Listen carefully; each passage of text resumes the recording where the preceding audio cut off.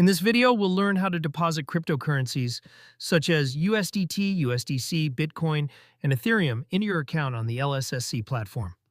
The first step is to go to the official website, lssce.com, and log into your account. After that, head to your profile, where you'll find an option called Recharge.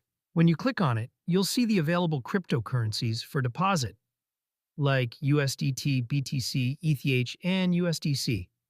Choose the currency you want to deposit. For example, I'll choose USDT, then enter the amount you want, like $900, and click Confirm. Next, the platform will provide you with a wallet address or a special LSS link that's valid for only 2 hours. Copy this address, go to your personal wallet like Trust Wallet or Binance, and send the amount to that address. The same steps apply for other currencies like Bitcoin or Ethereum. Just select the currency and complete the transfer using the same process. After a few minutes, your balance will be credited directly to your LSSC account. And just like that, the deposit process is successfully completed. Simple and easy.